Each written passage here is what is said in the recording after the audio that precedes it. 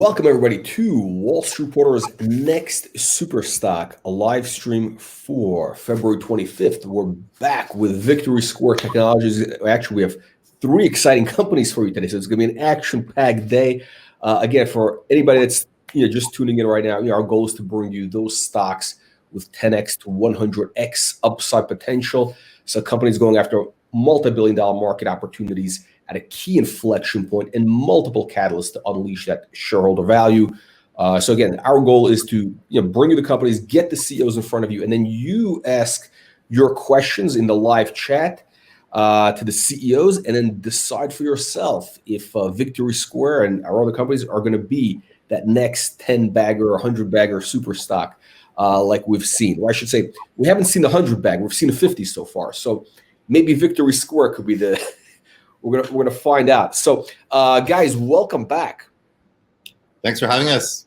Let me get your So let me just pull this up. So we got the titles up there.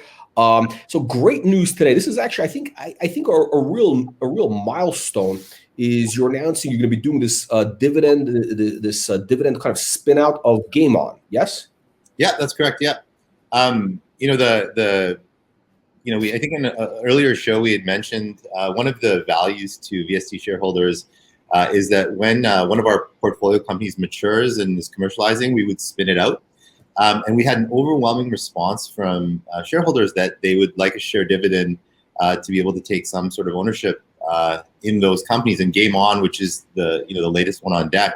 And so we decided to make it official. We'll be doing a share dividend in Game On. So VST will be taking a percentage of its ownership and dividending it out to VST shareholders. And this is going to be a pattern. We expect to continue to do this with what's next after Game On and on and on. And as you've referred to us as a unicorn farm. There's a lot of other companies in the nest that are ready to baby unicorn eggs hatching. Incubating. Is it incubating or whatever when the unicorn sits on them to grow, to hatch? Yeah. So, yeah. So so this is actually, I think, very exciting because listen, I think this type of pattern, this sort of like this model of share dividends, we've seen it happen before. The Nasdaq back, I actually really in the .com boom we talk about. What's the company? Safeguard. There was other couple of others, and it was a massively successful model. I'm surprised nobody's doing it right now. I think this is it's massive catalyst. So here's the question: have you decided how many shares? If I own 100 shares of VST, how many Game On shares am I getting? So that is being determined as we stand. So right now we've got in VST what's called paid up capital, because the one thing we want to make sure is when we dividend the shares out that we're not passing on any sort of taxable liability.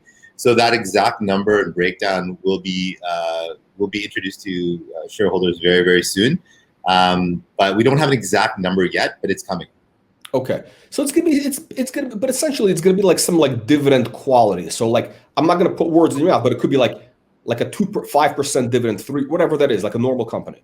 Absolutely. And when we look at this from, let's say, an aggregate for the course of the year, we've got Game On, and then we have Immersive, which is going to follow on after.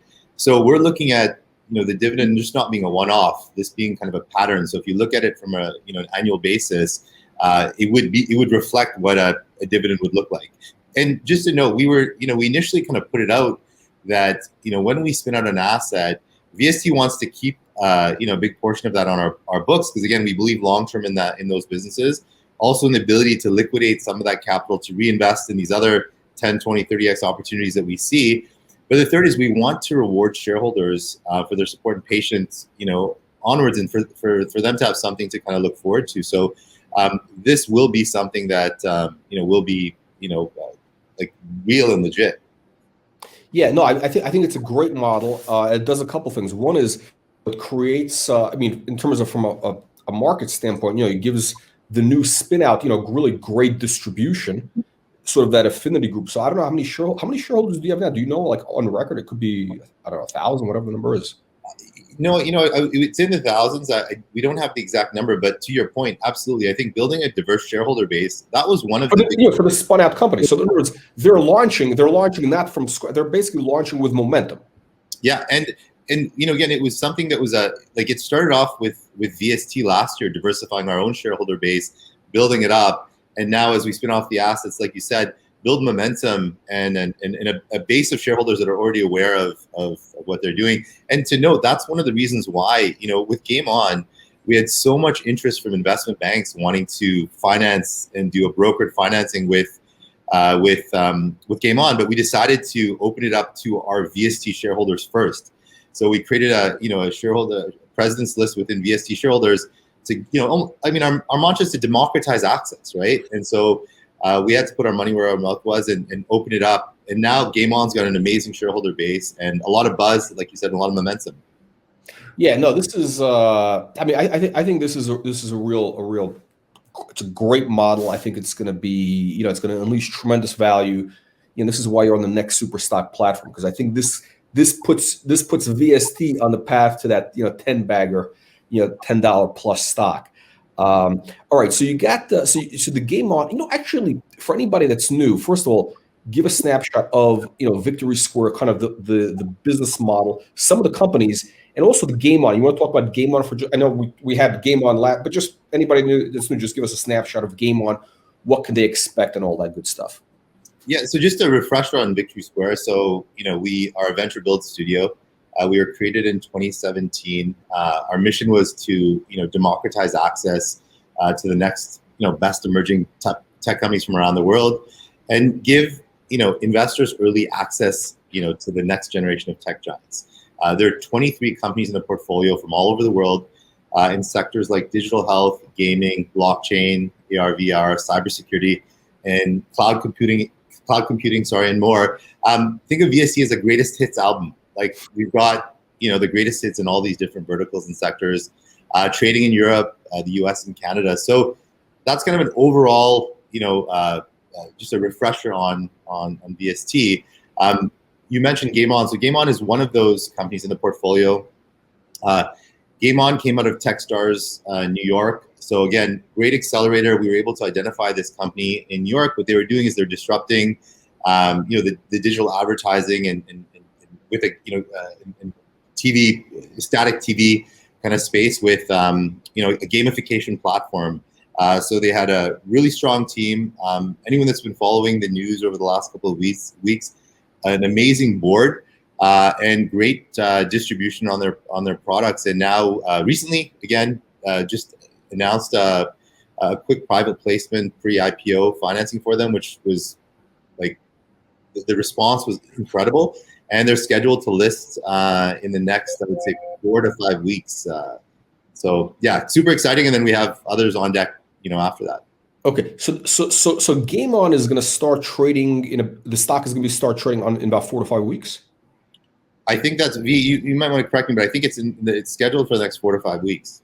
So yes, we're on track to be listed in 4 to 5 weeks. The prospectus has been filed. The preliminary prospectus has been filed. The audit has been done.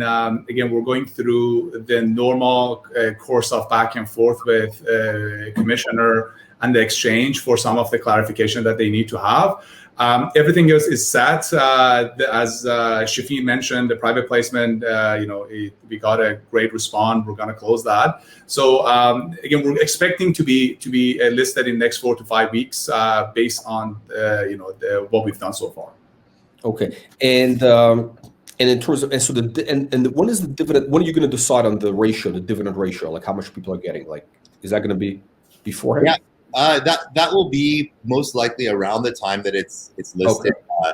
The main thing that we've been working around is this paid up utilizing our this paid up capital in VST, because it's one thing when you dividend out cash, someone can take that cash and pay whatever taxes are required. When you're issuing out share, we want to make sure that because we want our shareholders to be able to either decide whether they want to buy or sell or hold the portfolio company stock. What we don't want to do is pass on the stress of a tax liability. So I think that should be completed in the next 30 to 60 days, and then we'll be able to indicate that that exact number and amount. But yeah, it's right now it's utilizing the paid up capital in VST to be able to do that, and we would assume the tax liability for that. Okay, so so essentially the tax thing has to be worked out, and then we're off to the races. Yeah, again, great. I love the model. How much are you going to be raising for for Game On right now? So the original announcement for the private placement was 1.5. Within the first few hours, the number of the sub docs and inquiries that we got, we had to upsize it within the first few hours to 3 million. There is a chance that we upsize that as well, but again, part of it is we had to unfortunately cut some people off from the private placement. Because of the overwhelming response that we got for Game On, which again we have other allocations for the investors and VST investors that they wanted to get into the Game On and they couldn't because of the timing. Okay. Okay. So actually, here's a question. I'm going to pop up from our audience. Does VST take an active? How do you manage your portfolio? You take an active approach, or is it more passive, like you just buying shares? Like, give us the model. It's active. I think we've referenced this venture build model. When we go in and find a company to invest in, we're doing so because we have expertise in that sector or segment, or a customer or client, or they're solving a pain point within our existing ecosystem. So we roll up our sleeves and we take material stakes. So we're actively involved. We'll take a board position. In most cases, we'll almost act as a co-founder, and we're going into spaces that we have relationships, partnerships, and expertise in. Again, to mitigate the downside risk of that investment, and to give us the greatest chance of success, and to complement that company and founder as well. Okay. So again, we didn't even mention that one of your so far one of your the big success stories has been Fans Unite, which was a spin out. Was it last year, right? Yeah, it spun out in May of last year. Yeah, it performed well, and it's a great example of Let's talk about the value created. Walk us through how you created the value and up to date right now, because the stock has made a new high. Was it last week? I think we hit a new high. Yeah, I mean, so let's start off with the fact that we were in a sector early. So VST had originally acquired Fans Unite for 2 million Canadian dollars in an all-stock transaction. That company was actually operating out of an accelerator in Boulder, Colorado, but they had a really, really smart team that was doing something disruptive in the sports betting and gaming space. So they were already, very forward-looking entrepreneurs. It's a sector and space we knew, so we acquired that asset. Spent about, I would say, 18 to 24 months, working with that rockstar group, and building it up. And then when they were ready to commercialize, they listed last year in May. I think they opened at around a $25 million market cap. Today it's sitting at, I think over $300 million market cap. So you've seen significant growth. But the consistent themes there are being early in a sector, having the reach to find some of the brightest entrepreneurs or teams in that sector, having the expertise to be able to collaborate and work with them and complement them to get to where they need to get to, and then ultimately unlocking value for VST shareholders, because we own a nice position in that business. It validates this unicorn farm thesis, and it sets the tone for the rest. I mean, the success of Fans is just the first inning. Game On's the second, and on and on and on. So. Okay, so you have how many? You have it's 23 portfolio companies now, right? There's about 23 portfolio companies in there. Some are who's done an amazing job, working with those companies. We internally reference select. So there's about 9 or 10 select. So those are the ones that are kind of hitting their hockey stick curve right now. And then the balance are like I think you used the word harvesting. They're getting ready. They're up. Hatching. Yeah, they're on deck next. So. Yeah, because here's the thing. Essentially, you're in the venture capital business. I think it's important for everybody also to understand. Look, you have 23 companies in a typical VC model. They expect really only 3, maybe 5% of them, 10% of them to really be a home run, like a 10-bagger. A few of them they'll get the money out, and most of them will be duds. I mean, they'll either lose it or whatever it is. So out of the 23 companies, not every one of them is going to be, $1 billion company. I mean, probably, Shafid, I don't want to insult you, but I'm sure like half of them will not be around, but you'll have a few home runs that'll more than pay for the portfolio by, factor of I don't know how many X. Yeah, no, I mean, absolutely. I think it's the idea of like the greatest hits album. Like, there's going to be tracks on there that you love for sure. You might not like all of them, but they're going to be there. And I think when we make an investment, I mean, there are a couple of things that go into it. When VCs are making investments, they're sometimes passive and they're making lots of investments. We're going into spaces where risk mitigation is actually part of our mindset in the criteria as to how we invest. Spaces that we know that we have relationships in, that at least these businesses can add value from a cash flow perspective. Maybe they can amalgamate with an existing company in our portfolio, or there's team. Talent is hard to come by. There's a bit of a talent war in the tech space as well, and so identifying some of the greatest talent. There have been cases where we've made investments where, let's say, that original idea didn't necessarily work, but that team was able to come on to one of the other portfolio companies, which made that company significantly stronger. So there are some things in our ecosystem that we have, again, to protect us on the downside.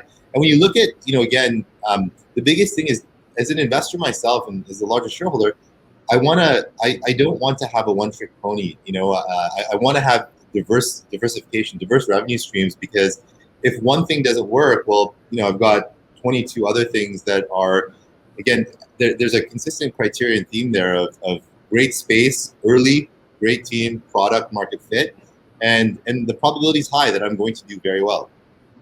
Yeah, basically, look, essentially you have multiple shots on goal. I mean, you have you're starting with, I think for the takeaway for investors, you're starting with a winning model. And then you have multiple shots on goal, and the upside when you hit that goal is, it's exponential. It's a massive upside. Like we're seeing with fans.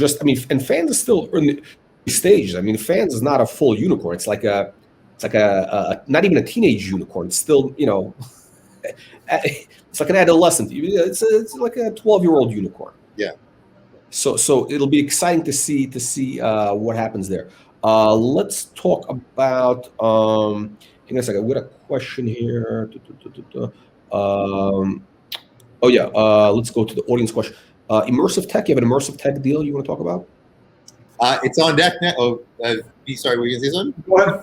I was just saying, it's on. It's Immersive is on deck next. I think Vahid was mentioning earlier the response to this, pre-IPO financing for Game On was significant, and we had to, cut people back, and we apologize for people that weren't able to get in, but Immersive is up next, so I would say stay tuned for that.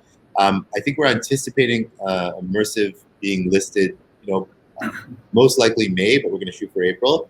But it's on deck next. Again, the VR and AR space is not only hot now, but we think this is going to continue to be a high growth space. Immersive has a great team. They built a great product. With respect to team, a lot of times when we're investing in these companies early, the team is a big part of it. And I think anyone that's followed the Game On story or the fan story has seen that the board and management team are rock solid. And I think keep an eye out for from some announcements on Immersive and what Immersive's got teed up. Immersive's on deck next. I would estimate about May. But if I'm wrong on that. No, you're absolutely right. So we're expecting about Q2. For Immersive, we're doing a few things in parallel. One is building the product, building the team, and not only we're working on the IPO approach to have the prospectus and everything to be ready, but also we're looking at the opportunities to acquire existing public companies in AR VR that is going to go under Immersive, and that's going to speed up the go public strategy for Immersive as well. So we're on track for Q2 for Immersive, and as Shafin mentioned, after the overwhelming response that we got for Game On, we're going to open that up to the VST investors as well. Okay, so we already have a question now about. Hang on a second. What is? I think okay. So the guy wants to know what's going to be the I guess the third spin-out after the Immersive deal. So people already. I think what's going to happen is this. I think after after you spin out, Game On, all of a sudden the market's going to look at VST in a brand new way. Like, wow, this is really like, this is like the unicorn that's laying these golden eggs, and they're gonna the value is gonna really explode, and it's gonna happen as you do more of these spin outs. It's really gonna like take on a life of its own. But so I guess this so Phenom is asking, what is the next one after Immersive? So after Immersive, there are two different approaches that we're taking. One is there are specific assets under the VST that we feel they need to be under a public company. So either we're going to take them public directly, or we may sell that position to an existing public company for a material stake of that public company that we can have it under VST. And the second part of it is around the digital health that we had a few announcements about a month ago. So when we're looking at that, again, the same approach, having the multiple shots, we acquired Hydrate. Hydrate has a very good technology, has licenses, and has existing business. So Hydrate US is expanding, is growing based as per plan. Now we're creating other brands under the digital health by using the same technology, maybe with some changes on that, and using the same licenses, that we have multiple shots under digital health. When you go to the digital health right now, you see a multiple of 20 to 42 times of projected revenue for pretty much all the vehicles out there. Now the Hydrate US is on track for 5 million. The Hydrate Canada and Hydrate Brazil, we have already started putting the team together and applying for licenses. We're expecting for launching Hydrate Canada and Brazil for end of Q1, maybe Q2. Discrete care, again, we're on track. We were a little bit behind of the schedule because we decided to use our own technology rather than using a white label. So the user interface is fully done. The contracts for delivery, for test, and also using our own pharmacy is done. We're modifying the technology from the Hydrate. We're on track for late Q1 for discrete care. Then we also have the mental health and televets for offering telemedicine to pet owners. That again, that's a market that people are not looking at it today, and we're taking a different approach for those two verticals by M&A and partnership with the larger organizations. We're again end of Q1, beginning of Q2. Those will be launched, and then we also have our own online pharmacy today under Hydrate that we can share the link with the shareholders, and also our hospitality that we're finalizing the contract for that. So by doing that approach, we're probably going to have 6 or 7 brands under our digital health that each by itself can be a spin out and can bring the revenue. Now, based on the plan that we have for each of those arms, again, that's a forward-looking statement, but we're expecting a revenue of $1 million to $5 million for each of those arms in the next 12 to 18 months. Okay, it's pretty substantial. I never telehealth for pets. But pets is, it's a big market. I mean, look at this stock. What was it, the Chewy, or it's a hot area. So. Wow, very interesting. Let's see. Let me see if we have a couple more questions. I can't find. Okay, we get about 100 questions. I don't know if I can find it, but somebody's asking if you can talk about. I guess like companies that they're So the companies that are in the spotlight, we have Game On, we have Fans, which is already hatched. We have digital health. What else? What do you have there that's kind of like less well known that you think may have some significant upside? Well, so I'll mention a couple. We've talked about Game On, Fans Unite, Immersive. Vahid's kind of talked about the digital health space, which is a big focus of ours. So there's multiple projects kind of within there.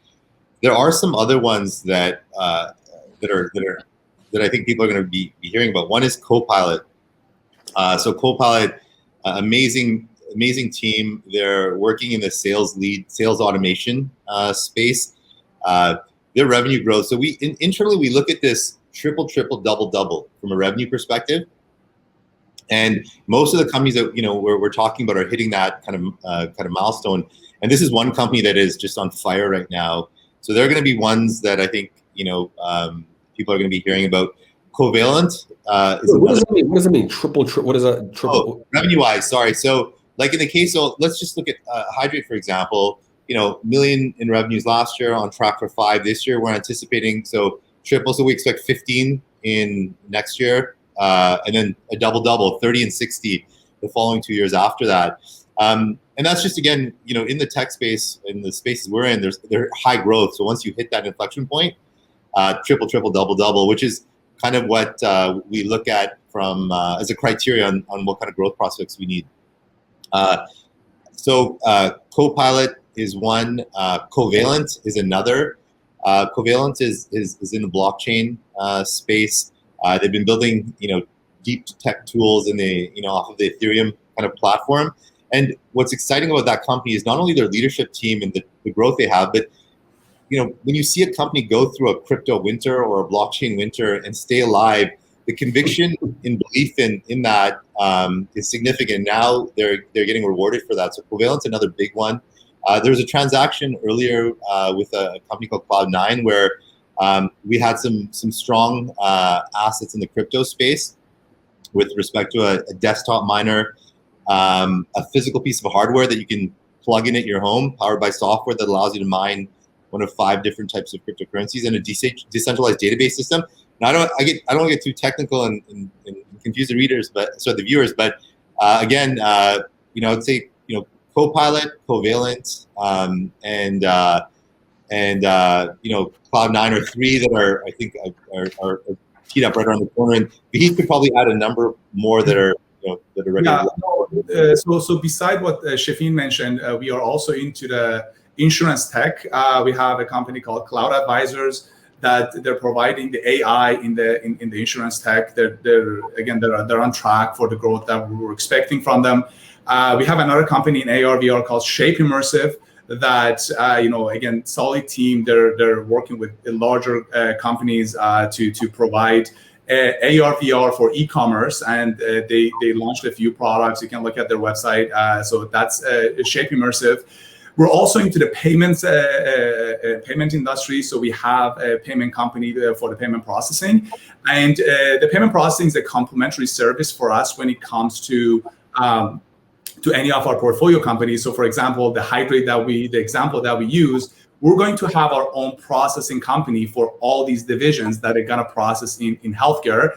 And lastly, we're also into online education. So we have Nexus Centrum is an online education platform that people can go take courses, and they've done a great job in past 3 years with user acquisitions, and that's the main thing.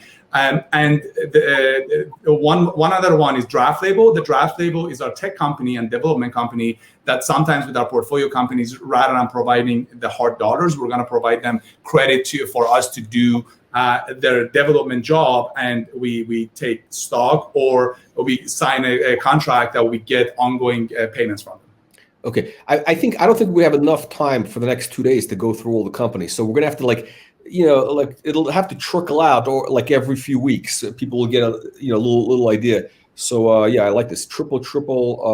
He likes this strategy here. Times 100. We need the 100 bagger now. Okay. Tim Hortons, the double or the triple.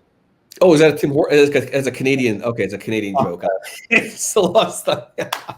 Okay, so all right, fantastic, guys. This is great. I mean, this is, I think, a milestone event. I mean, what's going to happen with this spin out? I'm looking forward to it. This is really like the I think for VST, really that is going to be the inflection point when Game On gets dividended out. The perception of the company is going to completely change with investors. So it's going to be fascinating to watch. And just to add to that, again, as Shaf mentioned, this is not a one-time thing. So the reason that we took our time to come up with the strategy and the plan was something that we can have it ongoing on every spin out. Again, we're going to look at it case by case, but the plan that we designed is not only based on Game On, and this is something that we'd like to reward VST shareholders on an ongoing basis. Excellent. All right, guys. Thank you very much. Look, I'm really looking forward to getting you back for the next update. Thanks for having us. Thank you, guys.